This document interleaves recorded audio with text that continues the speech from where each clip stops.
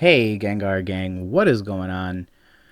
My name is Ryan, this is the Analytic Gengar, and welcome to another video. Welcome to a historic video, dare I say, because in today's video, friends, something will happen. We will finish a 309 card journey. 363 PSA cards were submitted in May of 2020. I got them back in August, and today is the last video for a little bit in regards to my PSA Graded Returns. I bought a 309 card lot that was included in the far larger 363 card submission, and today we're going through the last 29 cards in that lot. And without further ado, I will provide a brief overview of what we're doing. So, cards 281 to card 309 include stuff out of Crystal Guardians, Dragon's Frontiers, nothing out of Power Keeper, so that will be the last EX set. And then we have some Diamond and Pearl and some Platinum pulls as well. So, without further ado, let's go ahead and get right on into this, with the first card off the top being, well, I already spoiled the grade, but that is a Crystal Guardians Reverse Foil Blastoise. Really good looking card. That is a PSA 6. If you checked out the last video, and make sure to check out all of the videos because it has been fun unboxing everything from base set Charizards all the way up till the EX era of Pokemon. But I also got a 6.5. So interestingly enough, a very, in my opinion at least, unique grade to get nowadays from PSA. Here's a poor one. Now, before anything, I am actually going to take this card off screen and see what went so wrong with this card that it got a 1. Jeez, that is rough. I see a small ripple on the back, but honestly, I mean, yeah, it's like bent up a little bit, but did it really deserve a 1? Jeez, they were rough on this one, and I honestly couldn't tell you why they were so rough on this card, but it got a 1, and nothing really sticks out as being wrong with it, but hey, what can you do? Now, in addition to that, there's also the Blastoise Hollow out of the set. As you can see, by Crystal Guardians, what they were also doing, and this is a holographic, you can see it right above Blastoise's head. By the time of Crystal Guardians, they were also doing old school holographic, meaning nothing was crazy with the card, it was just the hollow foil of the card itself. Really good looking card though. It got an 8, which is nice, and I believe that is the only one of that variety. I do have this Venusaur, and like I said, grass type Pokemon cards are slowly becoming my favorite. Look how pretty and colorful that is. Got a 9, which is really nice. I would really love a 10 if I could. Here is the Venusaur Hollow version of the same card. So this is like the chill Blastoise that we just had. Really simple holographic pattern. Got an 8. Very cool. So vintage hollows, anything above like a 7 is probably like a big win. And that's even truer or more true for stuff from like base set and the original Gen 1 and Gen 2 sets. But honestly, after the coronavirus, it's also probably true here as well. Here is a Crystal Guardians Delcatty. Got a PSA 8, really pretty card. As you can see, Crystal Guardians really kind of leaned very much so into the crystal part of it all. Now, with that said, here's another 8 of the same card, and I believe there are a few more dupes of that card. Here's the last one. It is a good 2. So there's a 2 version of that card. Okay, and I can see why it got a 2. It's really brutally rough around the corners, so you can kind of see, and obviously that means they're just going to be busted up, and that's fine. Here is a Kyogre EX. Already spoiled the grade, but that is a near mint 8. Then we have, so here's a favorite card of mine. Here's a Sceptile EX out of Crystal Guardians. And unlike the Kyogre, which was just, you know, very old schoolish EX, this card has like a more sleek slim pattern to it, and I believe that's due to the fact that it is a Delta species card. This card ended up getting a 8, but there are other versions of the same card. So here is a 7 of a Sceptile Ex, as well as a 6 of a Sceptile EX. In addition to that, I have a Neato Hollow out of EX Dragon Frontiers. So as you can see, they kind of bounced back a little bit as well. They went back to like the EX Hollow foil version. They might have honestly done that for the Kanto starters. So that could be part of the reason why that was done that way. Here is a Neato Queen. That was a 7. So I believe, have a matching 7 and 7 Neato Queen and Neato King out of the set.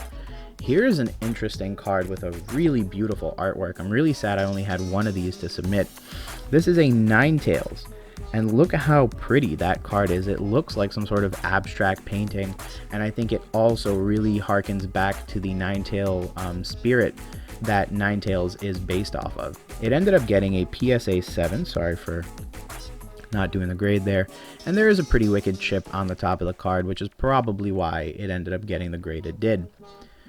Here is a Altaria EX, and I'll spoil the grade, but there is a EX MT, that means Excellent Mint Altaria, so that's a PSA 6. Don't know why that card got the grade it did, but hey, why not?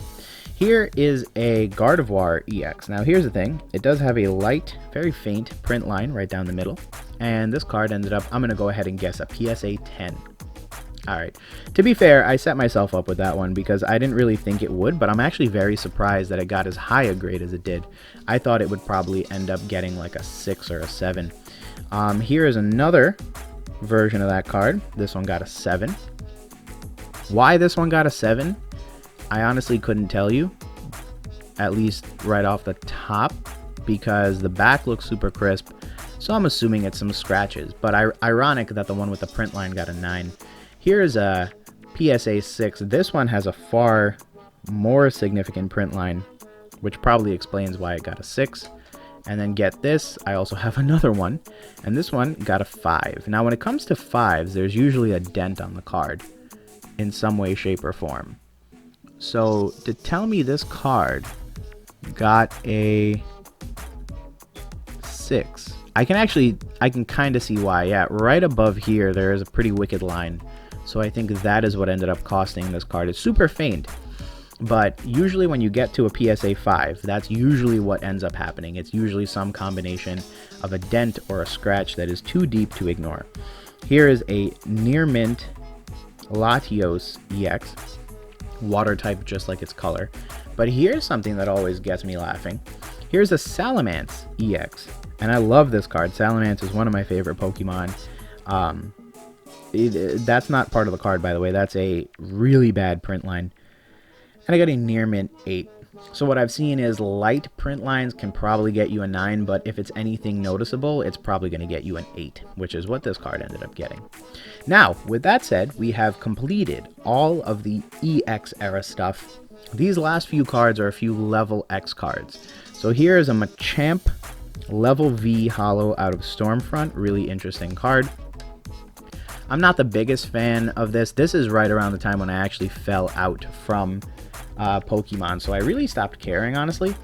And I was just kind of, doing like, I think back then it would have been like high school things. I was like a freshman in high school, so just let that sink in for a little bit.